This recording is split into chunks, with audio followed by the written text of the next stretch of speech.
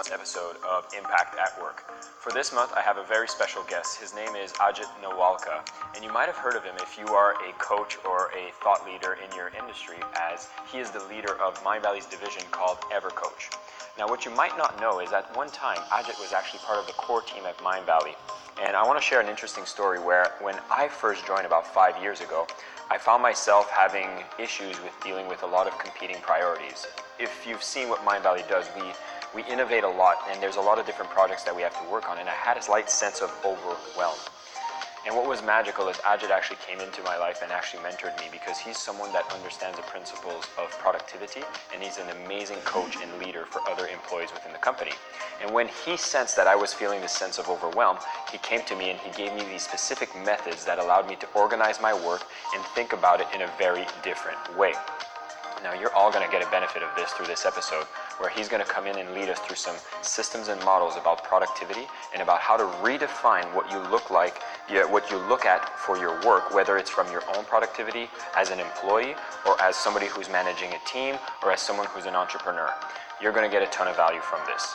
Now, before I introduce Ajit, I want to say a few things about him. Number one, he's already written a book called The Book of Coaching. So anybody who's a coach, an author, a speaker is able to get this book and get a ton of insights. And now Ajit's working on his second book called Live Big, which we're going to get insights from this episode even before this book's release. And so you are going to get the exclusive insights on these tools, and we're going to spend some time together to learn how to challenge these rules around productivity at the workplace and look at these new models that'll make you look at it in a very different way and be so much more productive with a lot less stress and be able to increase your impact regardless of what you do. So with that, let's get started with Ajit Nawalka.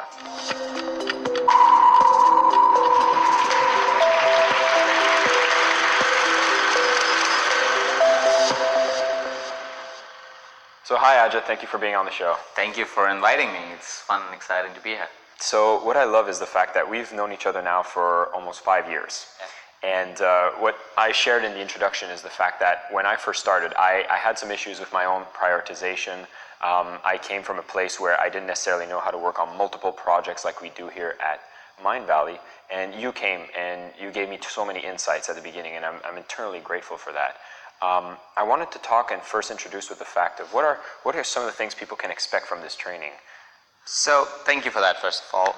And secondly, what I've found in the past almost over a decade at this point of being either an entrepreneur or working in a company like Mindvalley, which is fast-paced and there's a lot of innovation happening a lot of times, is that there's a lot of theories that are out there in the world about productivity or being a high performer and so forth, and a lot of them are kind of flawed theories, and they're perpetuating beliefs, people talking about the same thing without actually experimenting and seeing what really works again and again and again. And so what I found myself doing, and this was something that was happening at that time a lot, especially because I was at that stage of my career where I was running Mindvalley, or I was very involved in Mindvalley at different years.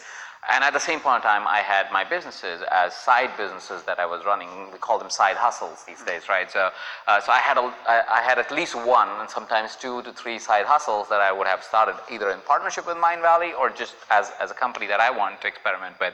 And that basically meant that any given time, I had a list that would never end, right? The items that I could, like nobody humanly could possibly achieve, and that forced me to think and reimagine what leadership really looks like, what being a great professional really looks like, or a high performer really looks like, or being an entrepreneur that doesn't have to slog his way to become successful looks like. And that kind of got me to innovate and create a lot of these strategies that we're going to talk about today. So we're going to talk about some of the common beliefs that are out there that you might have heard from anywhere, and sometimes you do believe that to be true. And then what we're going to share is what actually happens behind the curtain for high performers and entrepreneurs that you may believe what is the perpetuating belief that is out there versus what they actually do, because I've had the good fortune of working with a lot of these guys. That's perfect. And I'd love to even frame it in a way to ask, who are the types of people watching this training that are going to get the most out of these lessons?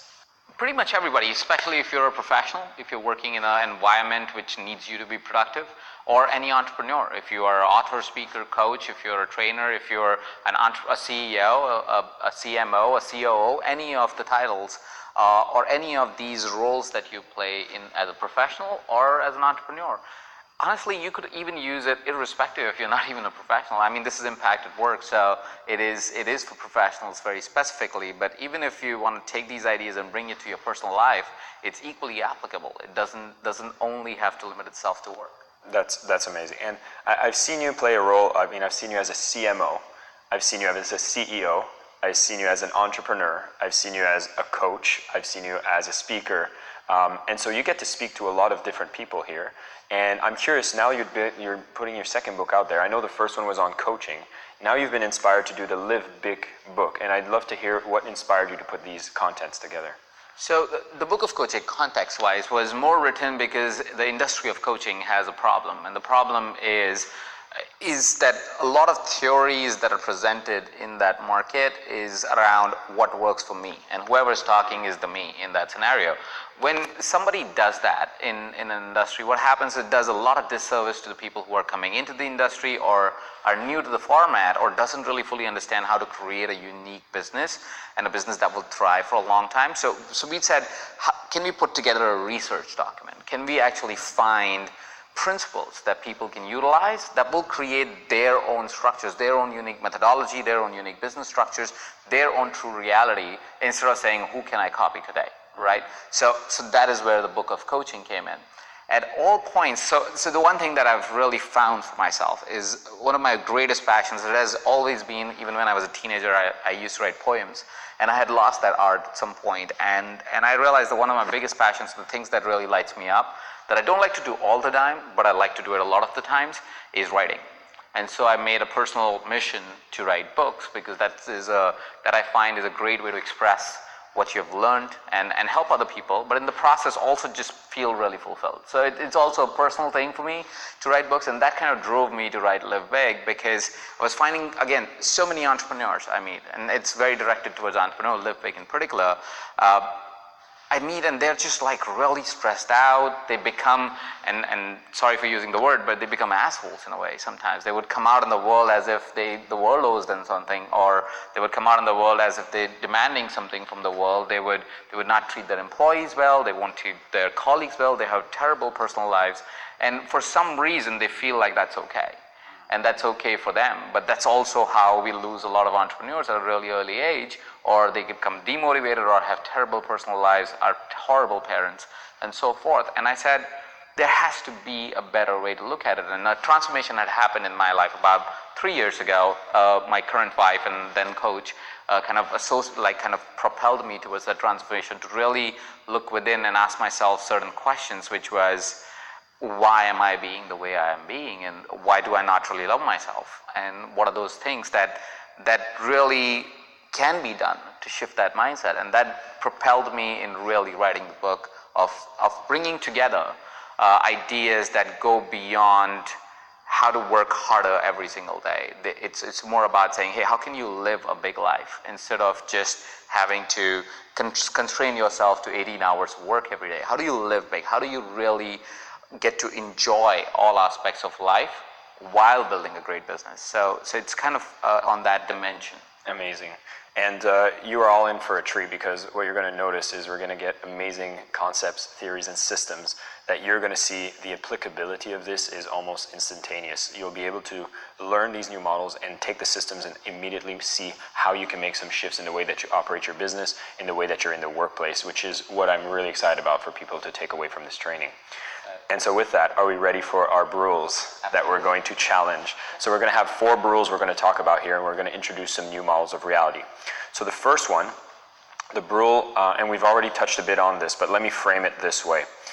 If I want to be a successful person, I need to hustle, work hard all the time, and I need to outwork everyone else, or else I won't be doing enough. What do you tell people who have this belief? So So what happens is that belief comes from a lot of stories that people tell you, right? Well, I worked hard to get this, I worked hard to do this, I worked hard to do that, right? And then today, in today's world, in the social media world, what happens is you see a 3-minute clip of some entrepreneur that you really admire, and it seems like, damn, they're working so hard, they're so great at this, they're so great at that.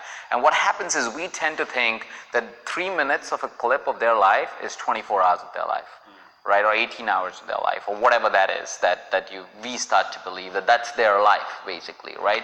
And that belief of making somebody's 3 minutes your 24 hours creates a perpetual cycle of fear, anxiety, and theoretically hard work, of you just working extra hours and thinking that's how you get ahead.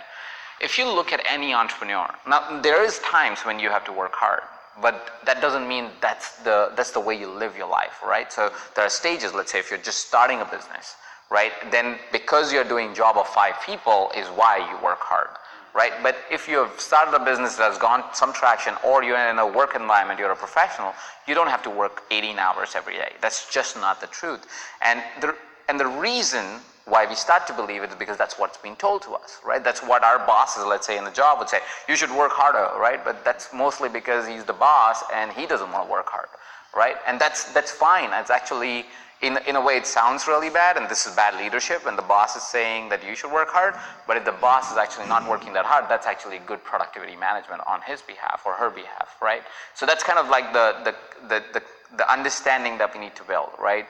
What somebody's saying versus what's the truth, right? There's 2 different realities that one needs to operate from, right? So what somebody's saying is what we think we need to do. What's the truth behind the curtain is something very different. You see, most businesses or entrepreneurs become successful not because the entrepreneur is working in the business, but because the entrepreneur is working on the business. Which basically, the difference between both those principles is basically, are you doing the work, or are you looking at the business and saying, hey, what is it that needs to happen, right? So a good leader, a good entrepreneur would always go, what is it that needs to happen for this business to transform, go to the next stage, right? A bad entrepreneur, or an entrepreneur which is not going to live or be able to ever meet the potential of the business, is what can I do next, right? So an entrepreneur that is ineffective always has a checklist. An entrepreneur who is more effective always has ideas of what needs to be executed next, or what needs to be manifested next, right? Now, how do we go about doing that, right? So one of the key principles that I teach in Live Big and generally as well is what I call the 4x4 principle, right? And 4x4 principle in summary simply means that you work 4 hours a day and 4 days a week. That's it. So that's 24 hours is all you need to work in a week, right? Now, before I go and explain how to make 4x4 reality in your life, let's understand why 4x4 works, right? So there are 2 principles that primarily help me create the 4x4, right? The first principle is called the Parkinson's law. The Parkinson's law states that the work will take all the space that you assign to it, all the time that you assign to it, right? Which simply means that if you give a task 8 hours to do, you will do it in 8 hours. If you give that task 2 hours, you'll most likely get it done in 2 hours. If you give it 4, it'll get it done in 4, right? So 4x4 is designed to actually use the Parkinson's law to say, hey, okay, so if you only have 4 hours to execute the task, what are you going to do, right? And so you force yourself to actually execute it within those time, right? So what happens, so think about it like this, it will go something like this here in your mind as you think about 4x4 in your life, right? You'll go, oh, okay, so I have to do this task, let's say you have 10 tasks that you do every week, right? And you go, okay, so I have to do these 10 tasks. Let's look at the 10 tasks because I only have 4 hours and 4 days a week, right? So you're kind of forcing the work to fit into that time, right? Okay, it's 10 tasks. Are they all important, right? Which will get you to eliminate maybe 3 of those 10 tasks, right? So there's 7 tasks that you are left with. Right? Out of the 7 tasks, you'll go, okay, I need to fit 7 tasks in 4 hours in 4 days, which means I can only assign max up to say 2 hours to a task approximately, right? So you go, okay, so it's about 2 hours to a task, which means every task needs to be get done within the 2 hours. So what will happen essentially, and this comes also in the code, and I might misquote the person that actually said the code, is if somebody gives me 4 hours to chop a tree, 3 hours I'll spend sharpening my axe or something like that. I don't know who said the code. I think I've heard it was Abraham Lincoln. It might be Abraham Lincoln. Yeah, I don't want to misquote. On the internet now, I have to like double check, so I don't take me on that. But I think I've heard. I said that today. It is absolutely true because it's on the internet now. But anyway, so that code basically that's what ends up happening. So now you have 2 hours for a task. You go, okay, 1 hour I'll spend figuring out how to do this most effectively, and the next hour I'll get it done. Right? So that's usually how our tasks look like now. So, and so what 4x4 will do using the Parkinson's law is it will squeeze the work within that time. But there's another rule that is at work. It's called deep work. It's why this is a wonderful book by Cal Newport. It's called Deep Work, and absolutely check it out if you haven't checked it out yet. One of the most phenomenal books on really understanding how to get great quality work done. Is that book, right? So deep work basically talks about 2 types of timing, right? One is called deep work time, and second is called fractured time. A fractured time is how we tend to live our lives now. I'm doing something, my phone's like facing up and my computer has all the notifications going off, and I'm focused on, say, writing something, and all of a sudden a message pops on Facebook and it gives me a notification, and I go right to Facebook and I go look at what's happening there, right? Or Twitter or Snapchat or whatever that is for you, or or somebody texts you or calls you or whatever that is, right? This is fractured time, which basically means that as you're starting to be productive, you just broke your flow, right? So then you flatten, and then it's not that you just immediately become productive again. That just doesn't happen. You need the ramp up time almost in a way, and so what happens is now you're moving a little bit, and then again you break the flow. Again, you break the flow. So what happens is you are actually always breaking the flow, never completing the task, right? In deep work, what happens is once you have done the takeoff time or the setup time of actually getting into the flow, you're just staying in the flow, right? Which means, let's say I assign 2 hours to a task based on the 4x4 principle that we just talked about, is what happens is you go, okay, now I have 2 hours to execute this task, but there's nothing else that distracts me. There's nothing else that can come in, like there's no phone, there's no notification, there's nothing else. It's assigned, and I'm going to get this done, right? Because you know that's the only time you have, so you cannot afford to have fractured time. So you're focusing too much on, really heavily on deep work. Now deep work, if you can do, and that's for the depth of the principle, which is why I invite you to read the book, is if you actually have work that is very intellectual, it might be that you, instead of doing 4x4, you might do 8x2, because when it's very, very intellectual work, you need a longer deep work time, right? So I just want to give that as a side note, because some of the professionals might have very intellectual work. Sometimes entrepreneurs have really intellectual work. Like, for example, if you're an author, you might do 2 weeks away with just deep work, right? Because you're writing a book, right? Or a week, whatever that is for you, right? But it's faster to write a book that way than to write it in the night when you are, or in the morning every day, unless you are just purely an author, and then that's your 4x4 in a way, right? So that's a different thing. But if you're, as an entrepreneur, you're writing a book, it's easier for you to get away and write it for 7 days straight and just be in a deep work mode versus trying to write it every day for 2 hours. Got it. And so, because one of the things that came to mind when you first mentioned, okay, you got to compress this work into a shorter amount of time, the first thought I had was like, oh, would that bring down the quality of the work? But what you're saying is that with deep work, it's not the case? No, it actually increases the quality of your work. And that's why 4x4 is so critical, is yes, it compresses the time, but it also gives you focus time. So 4x4 is a non-negotiable though. So it's not like something you go, oh, 4x4 means I also check my Facebook in that time. No, that's not, unless that you're a social media manager. And that I understand that. But otherwise, no, you don't go to your Facebook or your Instagram or anything like that at that time. What you're focused on is getting that task done. And you will see, and again, I can't speak for every type of profession, because let's say, for example, a doctor can't do 4x4. It's impossible because they have clinic times and they have to be present at the clinic time. And that's just there's just no way out of that, right? But if you are in the modern style working environment, most of us are intellectual workers now. We are not factory workers anymore. We are not doing grunt jobs anymore. We are mostly intellectual workers. And because we're intellectual workers, it's more about how you show up and what you're doing in your hours versus the number of hours that you do, right? And that's why deep work is so important, is because the higher the quality of work you deliver, the lesser amount of time actually you need to actually work. Now 4x4 does one interesting thing, and I'm saying this as a side note because I shared the strategy with the client, and now they were like, okay, so I've done 4x4, I get all my tasks done, and then now I'm just trying more things. I'm doing more things every day. And I'm like, no, that's not the point of 4x4, because the premise was most entrepreneurs work in the business instead of working on the business, right? If you do 4x4 and now you have more time and you just do more work in the business, you're beating the purpose of 4x4. Right? So what you need to understand, the purpose of 4x4 is the understanding of how learning happens. Learning doesn't just happen by you saying, I'll read a book and that's it.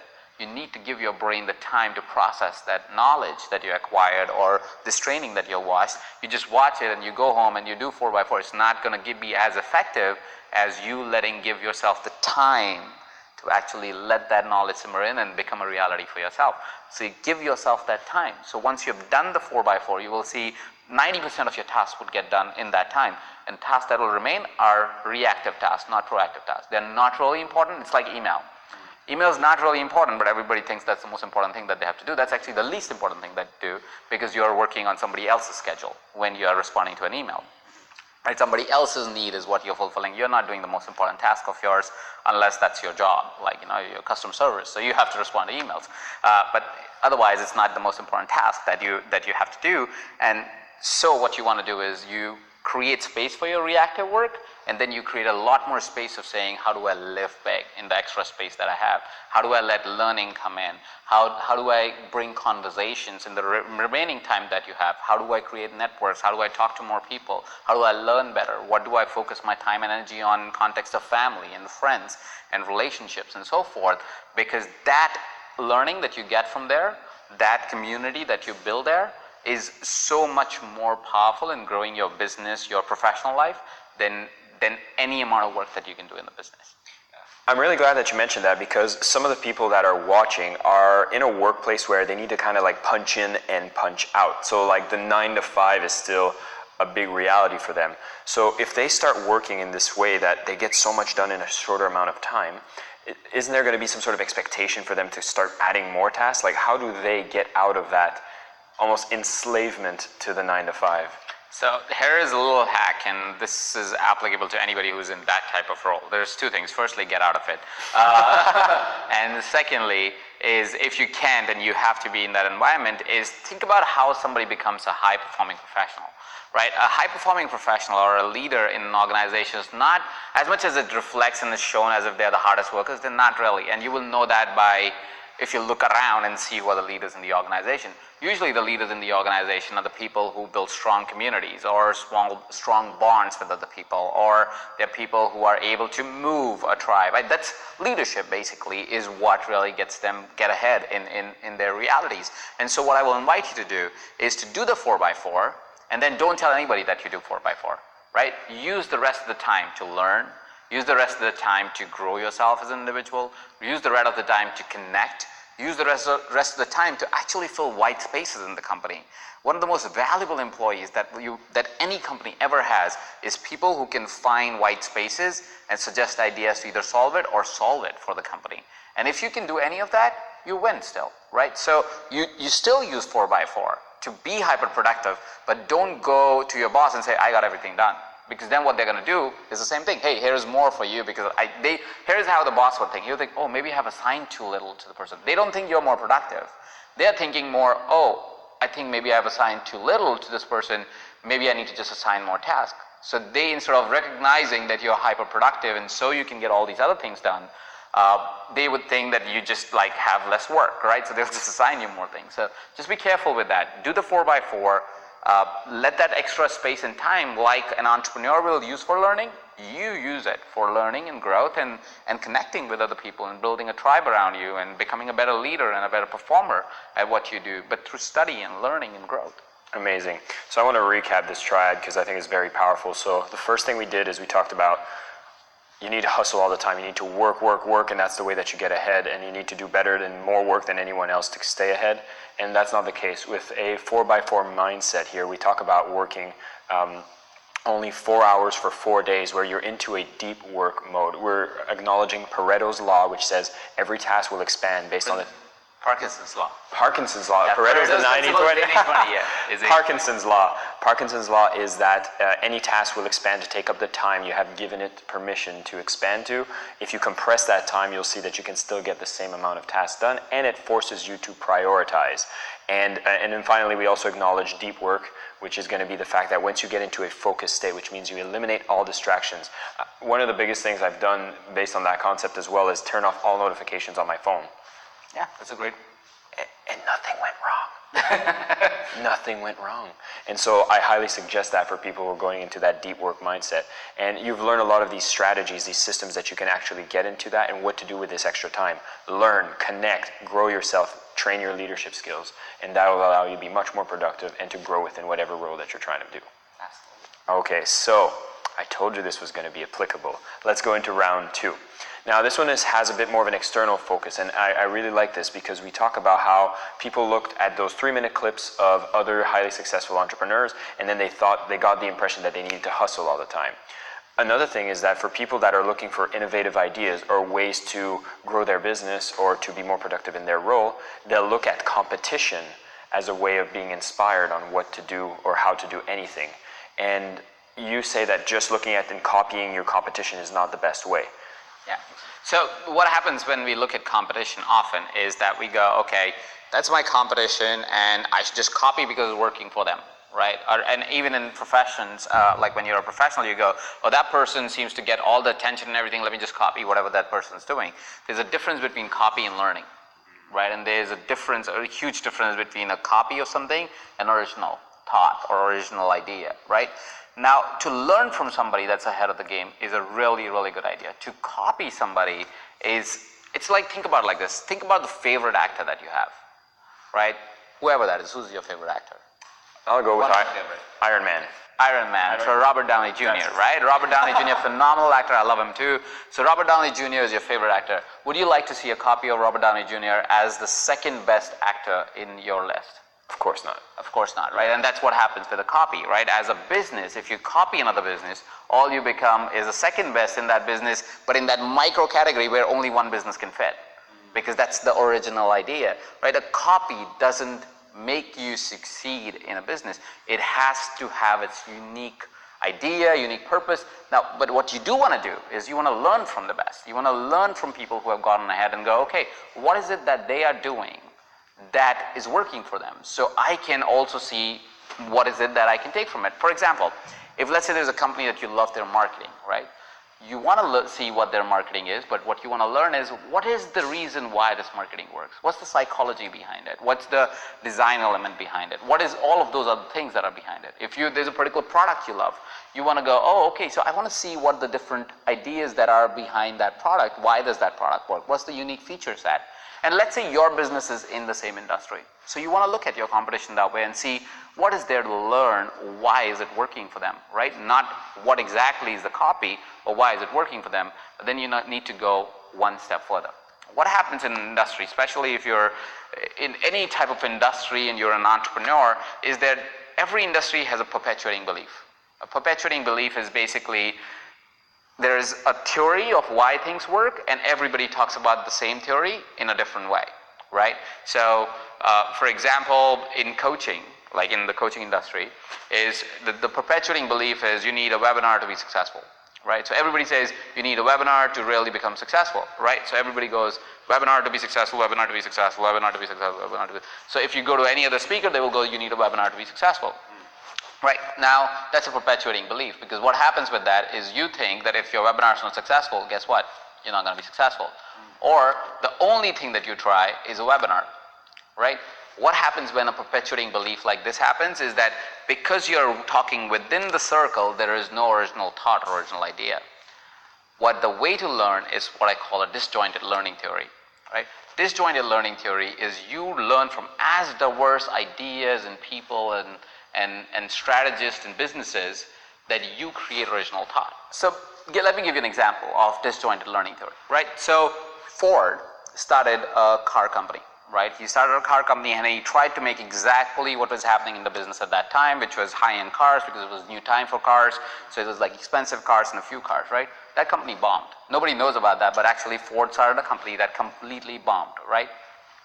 Then he started another company, and that was Ford. And he came with the original idea of saying that I need to build a company that actually can serve a mass audience, right? So I still want to build a car, but it needs to serve the mass audience.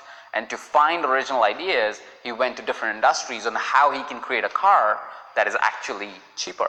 So he knew his problem was production costs, right? And that's why the cars were expensive. So Ford went to the meatpacking industry to learn about the assembly line and was able to take that concept and implement it in a completely different industry which had never heard about that concept, right?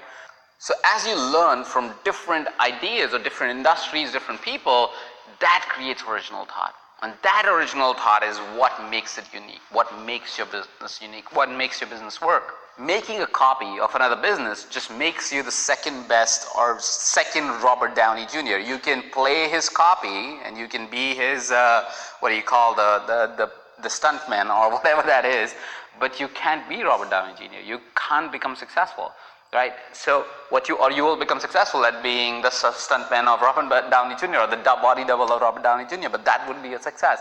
Your success won't be becoming Robert Downey Jr. So if you're really looking to create a successful business, you are looking to become a successful professional, as much as you want to learn from Robert Downey Jr. and go, hey, how did this guy think about acting? What does he act like? How does he show up? What is his practices? You want to see that, and then you want to go, okay, I like that idea. I don't like that idea. I love that practice, right? And then you want to go look at the second best, whoever that is for you. It is Matt Damon, or is it Ben Affleck, or whatever that is, like whoever is your favorite actor. You go to that person and you go, okay, what can I take from this guy and that guy? And then you want to go to a training school for actors and then learn there too.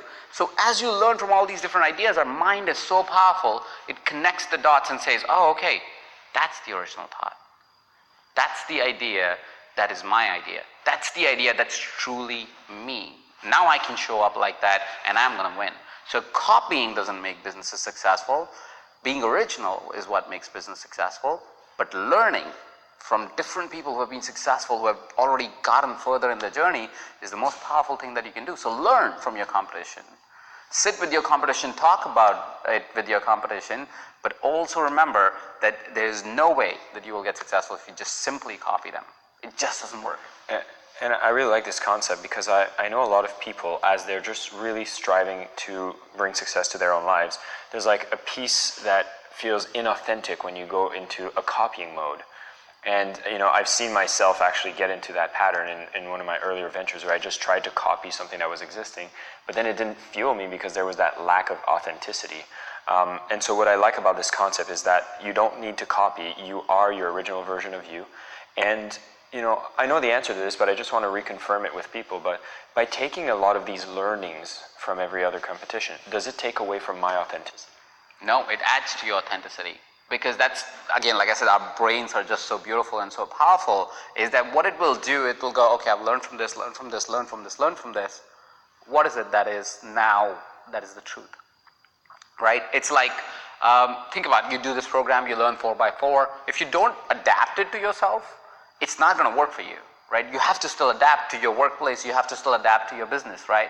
So that's what your brain is going to do, because it's going to go, okay, 4x4 is just not working for me, right? Deep work is just not working for me. Okay, what does it work for you? So as much as it may feel like that I've learned from so many different peoples and that's how, is it my original thought anymore? It is, and that's why you embody it and you see what works for you, and your brain's a beautiful piece that will put it together in a way that feels congruent to you. That's a different concept, but I call that intuitive intelligence. And intuitive intelligence is basically, people think intuition is this higher power that will come to you.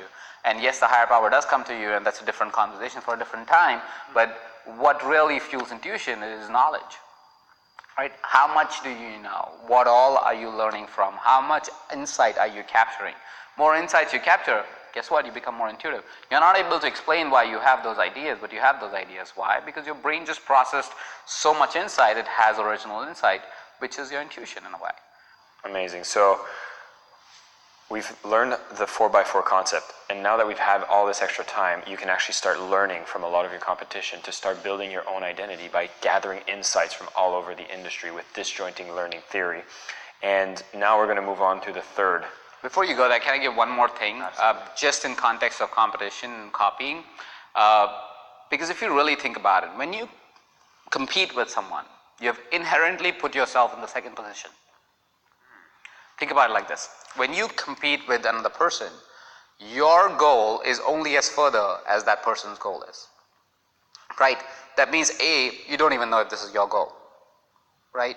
Secondly, that person is always further in the journey because you're competing against that person. There is no winning in competition anyways. So there is no reason for you to compete. The only thing that you want to do is learn, and if you want to compete with yourself.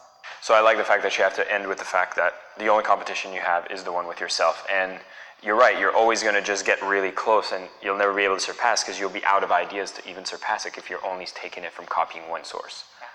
Amazing. So now for the third one, this one applies a lot more to people that are running teams or are in a management position. And it comes from the fact that a lot of people that are building business, they want to make an impact, they need to hire people. They need to have people that help them. And that's a great thing. It means you're getting more leverage, you're getting more support.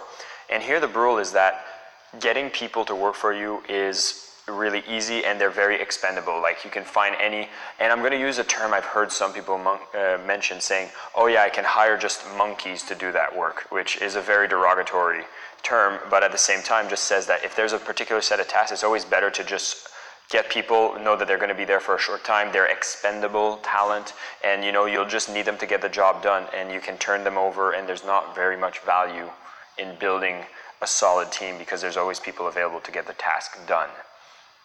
What would you respond to that?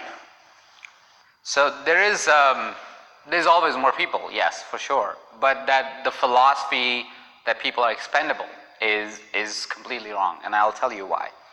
The philosophy, I would think, the philosophy comes from the idea of HR managers, people who have to every day deal with the energy of hiring and firing, right? So it's very hard to manage your energy when you have to tell somebody that you don't have a job anymore, which means you don't have a way to make money anymore, right? To be able to feed your kids anymore, right?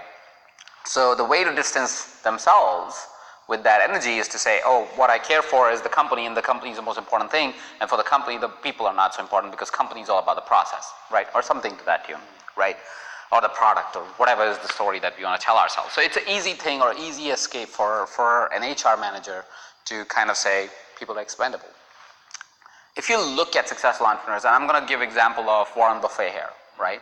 Warren Buffett has had the same team, and I might be wrong on the number of years, but anywhere between 25 to 20 years, he has had the same set of employees. He's never fired, I think he's fired one person in all that time. He has the same set of employees, and that's like his home team in a way, right? And he's one of the richest men in the world who has come from absolutely nothing. Like Warren Buffett started his career as like investing a couple of $100, that type of situation, right? So he doesn't come from a big city, he doesn't come from any backing, he built from ground up and became one of the richest men in the world. And you would wonder, well, how did that happen? Why is it that he has kept the same team? And the principle is what I call the home team principle. The home team principle is basically you want to treat your team as family, but you have to let them go when it's time, right? I'll expound on that a little bit more so we can get context of why this is slightly or significantly different than people are expendable.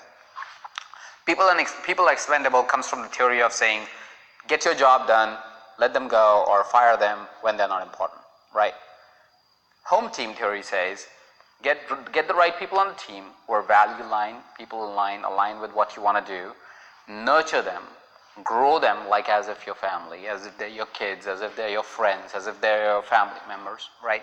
Nurture them, grow them, give them all the power. They already have power, give them the permission to use that power, right?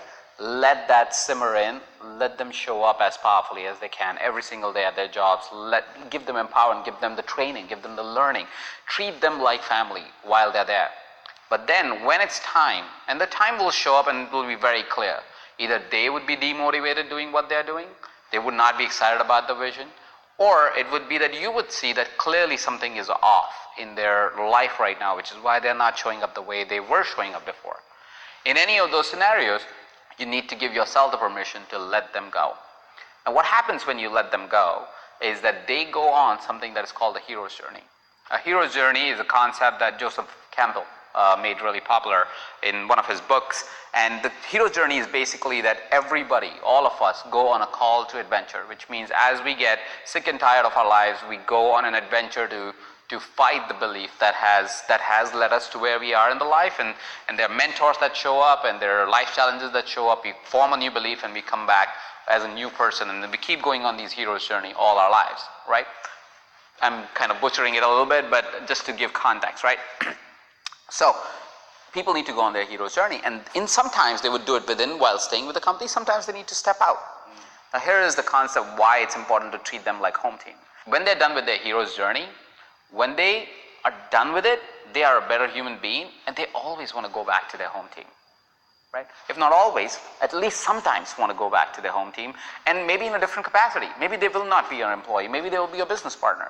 Maybe they will be not your employee in the same role. It might be a different one. Maybe they will be in a different capacity. Maybe they will be in somebody else's company and reach out to you because you are so awesome, right? And be able to help you through that. Maybe they will facilitate partnerships, right? When we think about our life in context of next 3 months, we make people dispensable. When we think about our life in the context of next 30 years, we treat them like family, right? So that's what the concept of home team is to really, it's not that when we say family, it's not about thinking from a perspective of saying, oh, you're family, so I will energetically not be able to let you go. That's not true. Do you not fight with your family members? You do. You tell you sometimes even say, hey, listen, you know what? I don't believe what you believe. I'm going to step out. I'm only going to talk to you when you're ready, right? We do that. For that matter, it's easier to do it with a family member than to do it with somebody that you don't care about, right? So that's the fight that it looks like. Okay, you go now because as a family member, I know you need this adventure. It doesn't have to be a derogatory conversation. It can be an enlightening conversation when you fire someone. For that matter, there was a joke, and I don't know if you remember this joke, but I know one of our colleagues used to crack that when I just fire somebody, they don't even realize they just got fired, right? So, and that was because it doesn't have to feel like that they are getting fired. I mean, it's already hard when somebody is just losing their job, right? But you can have a conversation in a way where they actually feel good about leaving the company right after that, right? It's like, okay, it makes sense. What you are doing makes sense for the company, makes sense for me, and I can see how this will pan out great for both of us, right? And just, again, it depends on the mindset of where you're going, but I would think all of us want to live to 100 plus at today's time, especially if you're in your 30s, 40s, even in your 50s. You easily, hopefully, can be living to 100 plus, which means you got another 50 years, 60 years, 70 years of your life. Why create enemies? Why treat them like shit? You don't want to be treated like shit. Why would you treat anybody else like that, right? So people are dispensable. Yes, it's an easy thing to say, but to treat people like that is not fair to the people that you work with. It's not fair to you or to your career, because eventually they will run into you at some point in life. And even if they don't, why do you have to do that to anybody? You can treat them like family, nurture them. They will. So here's a story. This happens with me. This happened with me maybe 3 or 4 times now, and I don't even have that long a career right now. So there are a lot of people that I've treated like home team that are not with me anymore. They are doing something else in the world, and they're doing beautiful, amazing things.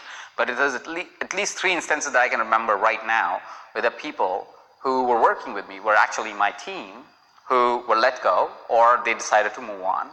And just a year or 2 years later, they've either become partners in different companies, or they're still in communication where they help me get deal flow, or there are people who will end up becoming partners eventually because they're working at a business that will be like, okay, that's totally relevant to what we are doing today, and we might actually circle back and we're in conversations about it, right? So it only happens that they come back to you when they are getting actually further in their journey, because they know what you stand for, what's your value, what's your purpose, why are you doing what you do, and they have certain values that are associated that they have about you, and so they want to come back. They don't want to come back if you treated them like nobodies, and if you treated them dispensable. They're like, okay, fine. I did the job, you paid me money for it, that's a transactional relationship, and that's all I really need from you. Great. So next time when they will talk to you, it'll be a transactional relationship that they need from you, which may or may not really be useful to you at that point. A lot of times, actually, people who ended up leaving or ended up finding a new thing or whatever, I can't even hire them again because they're so expensive at this point. Because they went out of the world, did amazing things, but still, now I can still talk to them and we can become partners and things instead of trying to hire them all the time, right? So there's so many different benefits of And it's easier, honestly. You don't have to treat people like as if you're an asshole that way, right? You can just be normal, you can just be like family, you can say, this is my values, this is what I stand for, this doesn't work for me, this works for me. And the person across is also a human being. You just treat each other like human beings and you're fine. That's amazing. So like, a lot of people have that negative energy about having to manage people, but what we're saying here is if you have this home team, this people that are aligned with your values, even in the process of having them grow with you is much more beneficial.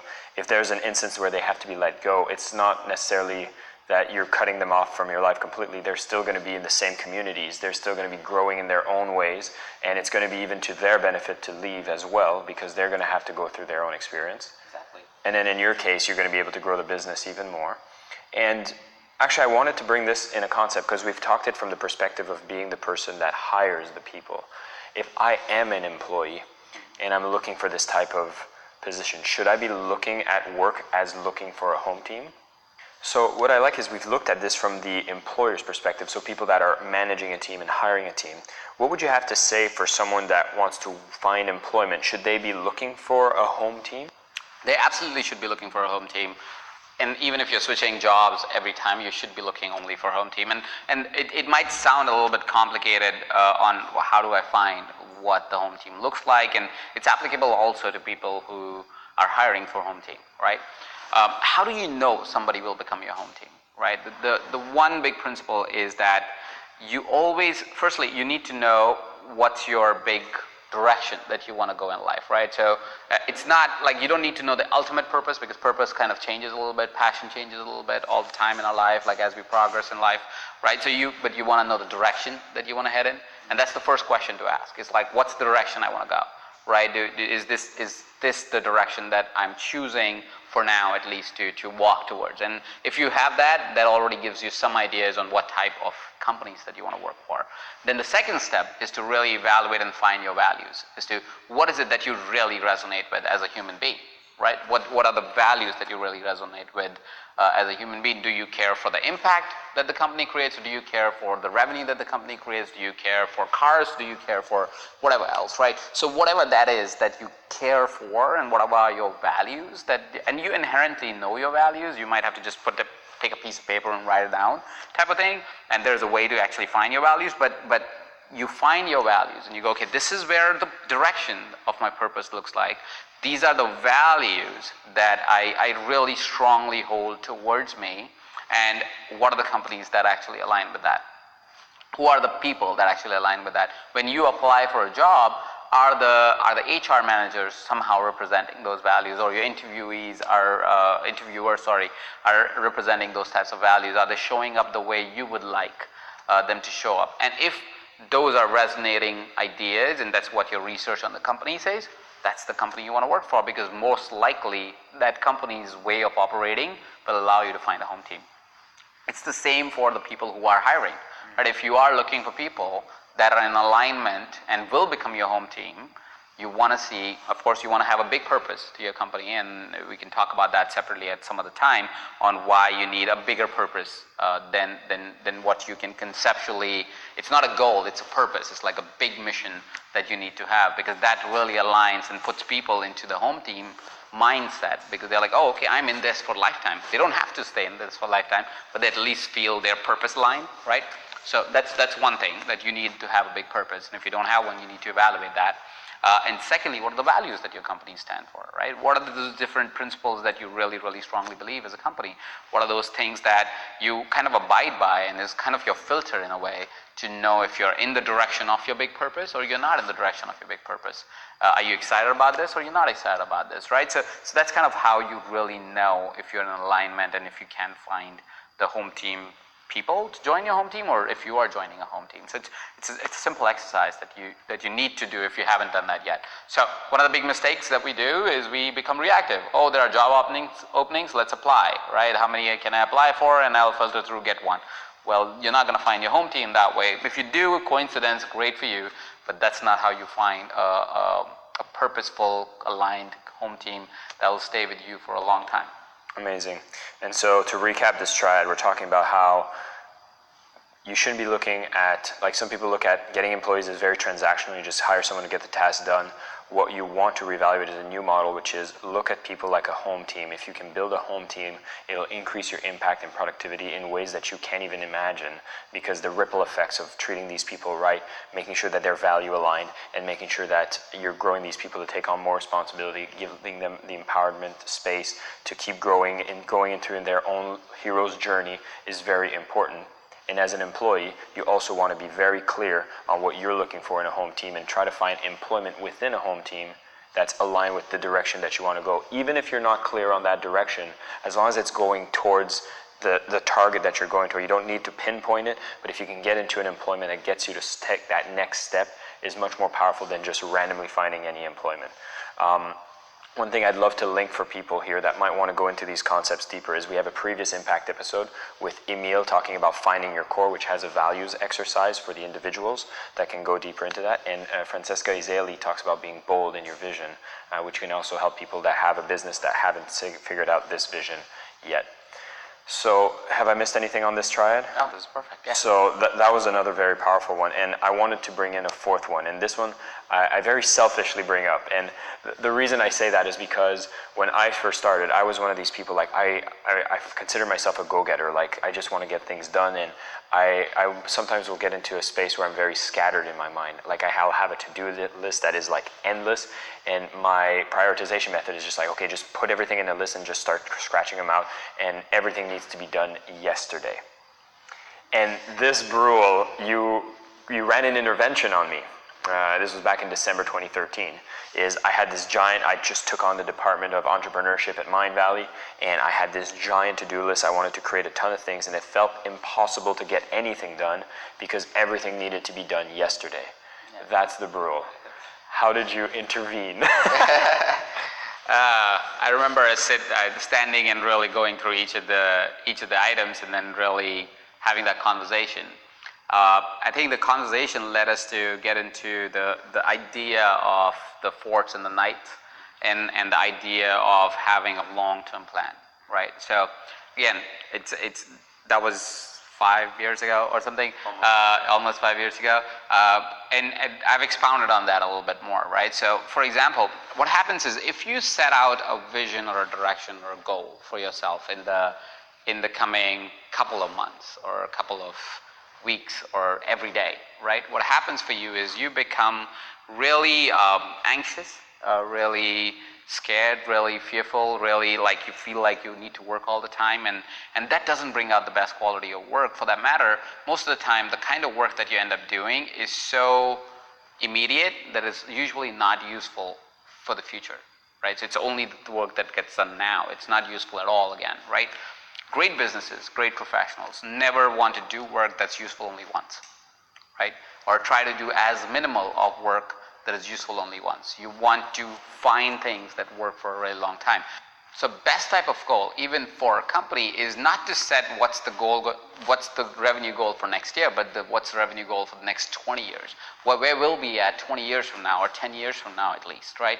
And the reason why you want to set a 20 or a 10-year goal or a vision for 20 or a 10-year goal is because it puts you in a place of non-anxiety, first of all, because you're not thinking what happens today. You're thinking about what will happen 10 years from now, right? It gives you an aspiring vision because now you're looking at something that's absolutely brilliant because it has the space of 10 years to manifest itself, right? Or to create itself, right? It doesn't have 2 days or 2 hours to get it done, right? So that means you can dream a lot bigger. You can show up with a lot bigger vision. You can ask yourself a much bigger question, and hopefully that will put you in a place of saying, what I do today must be useful 10 years from now, right? Which makes you highly productive with just the quality of tasks that you put on your list, right? What we did then, based on the nights and forts theory and the year-long plan, is first let's do the year-long plan.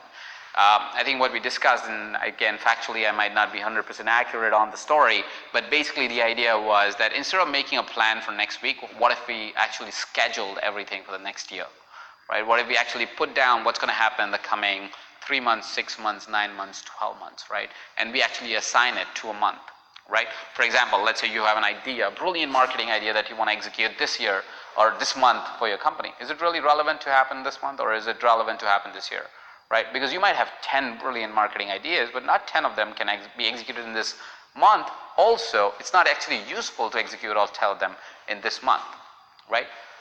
Every business has an age, every profession has an age, which means things are better done at a particular time, right? If you do them too early, they don't work. If you do them too late, they don't work, right?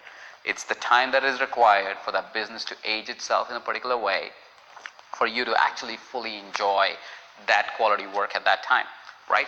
Now, when you put yourself through a 1-year calendar, what happens is, let's say you have 10 marketing ideas. Now you have all the time to execute all 10 of them if you need to really execute all the ideas over the next year. A lot of times what happens is when you're making a year-long calendar, you realize that you don't need those 10 ideas. That usually is the first thing that happens. You go, okay, what's the goal that I want to get to this year? All right, let's say I want to double my business this year. Fine, okay, you want to double your business. How many things do you need to double your business?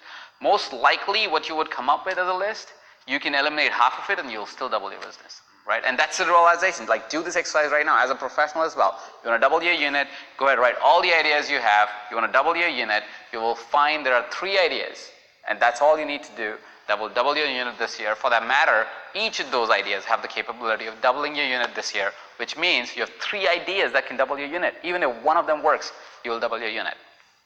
Right? So you don't need the 10 ideas. So first thing that happens when you make a year-long plan is you eliminate half of it. Right. Secondly, it takes away the anxiety and fear and like the whole, oh shit, I need to do it right now type of situation for you.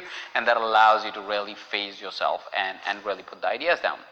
But then what you need to ask is a further question. What happens is new ideas are so attractive. They're so beautiful. They're like, oh, a new idea. Because we're creative souls, right? We like to create. Everybody likes to create, right? So we're creative souls. You're like, oh, a new idea. Let's do the new idea, right? Or a lot of us are that type of people, is we go the new idea first.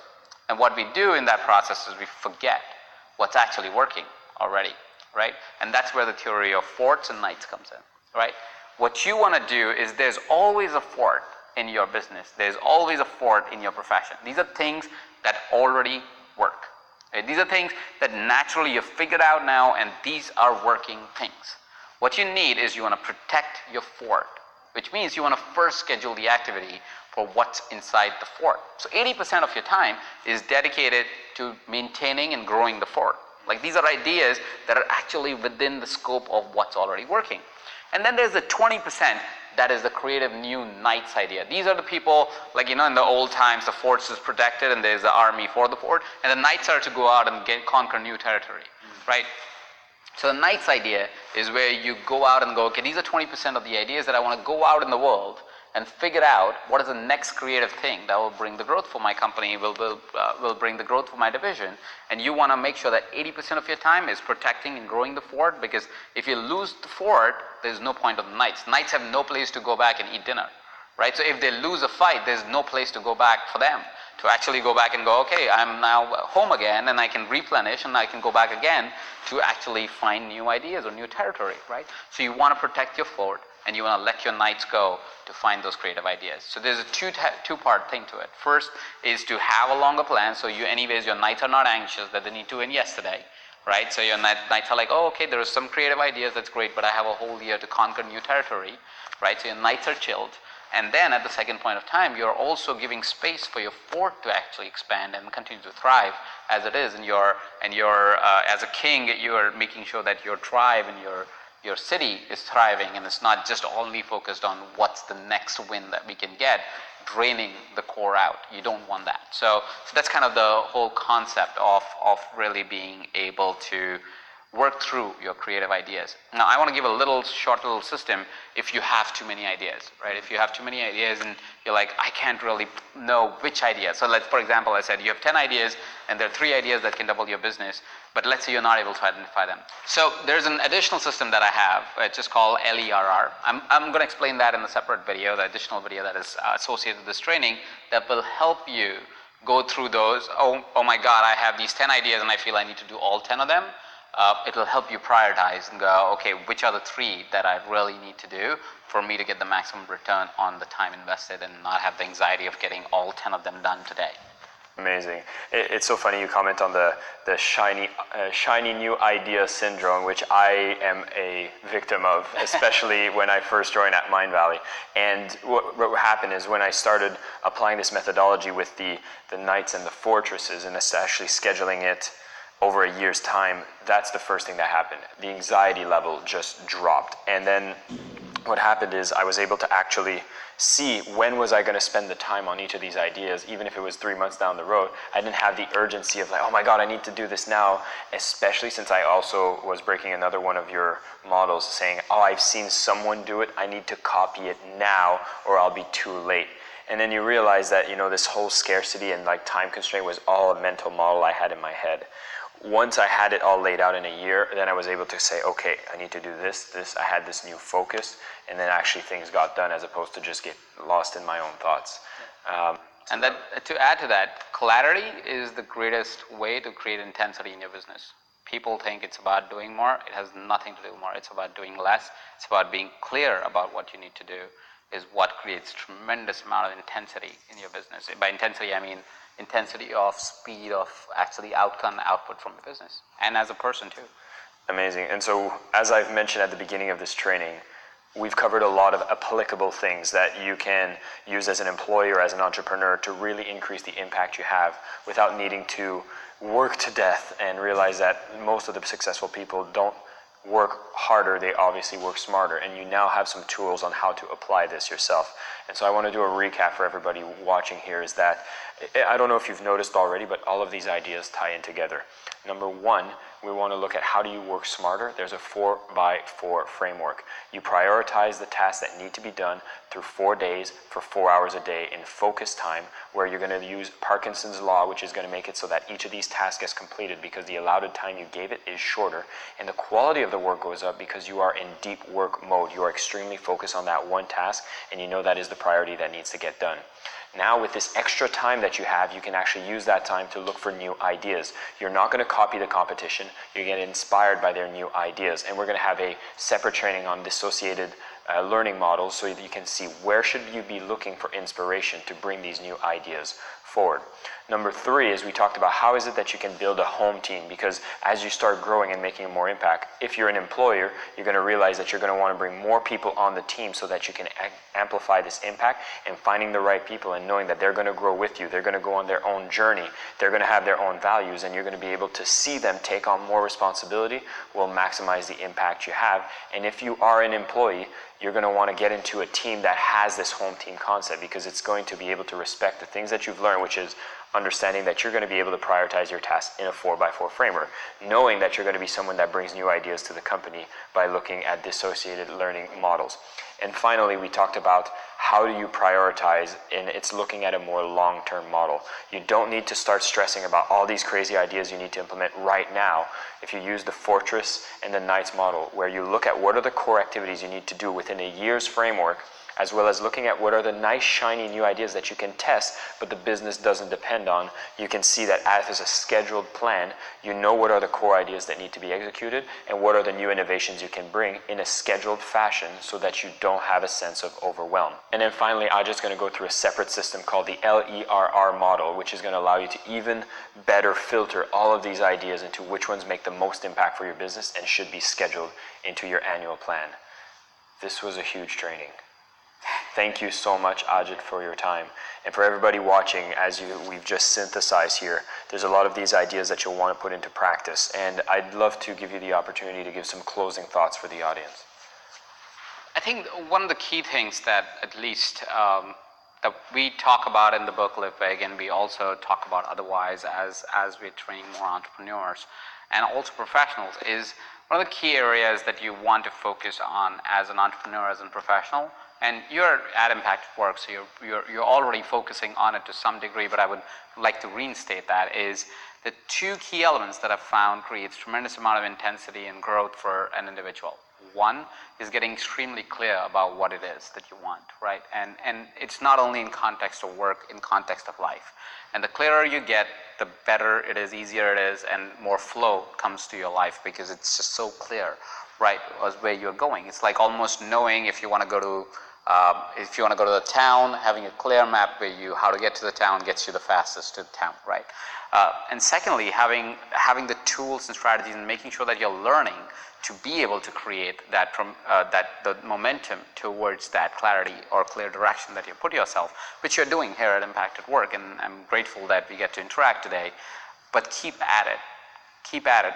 People tend to have a life plan in a way, but they don't tend to have a learning plan. And that's one of the big flaws. You've got to have a learning plan, and here at Impact at Work is automatically created for you, which is amazing and awesome for you. But other than that, also take the time to actually have a learning plan, actually have a model of learning better, faster, greater, and more often, so you can fuel your clear output that you want with the fuel that it needs in that car to get from one point, or electricity that it needs from going from one point to another point, right? So that's what is very, very important. I would love to leave you with that thought, to really let it simmer in and see if you've got that clarity in life. If not, can you get more clarity in life? And it doesn't have to be perfect, but it has to be as clear as it can get. And then, do you have a learning plan to support that clarity? And I think you are going to be great. And let us know how you feel about that later in the comments. In the Facebook group. In the Facebook group, yeah. And so I just want to thank everybody for taking the time watching this episode. I hope you got all the insights you were looking for. Ajit, thank you for your time. Your new book, is there a way that people can get a copy of it? Yes, you can pre-order now. The book actually comes out on December 11th, and but you can pre-order. Just go to Amazon, type Live Big. If it doesn't come up, type Live Big. Ajit Nawalkar, which is a very easy to spell thing. Or you can copy it from this page, and you can just put it in there, and the book should come up. And I would love to hear your comments, by the way. So let us know. Tag me in the Facebook group. I'm there. So just tag me and let me know how you feel about this training, what you learned, what you think I can do better in context of developing these systems. If you feel some system you have an idea for, share that there too. I'm always learning like you are, and always developing these methods to become better and better for everybody to execute even more and be more productive and be more happy and be more fulfilled in their lives. So tag me on it. I'm there. So we'll have a conversation there. So that would be awesome if you do that. All right, thank you so much, Ajit. Now go ahead in the systems section and start learning from your disjointed learning model, as well as applying this LERR method. We'll see you next training. Thank you.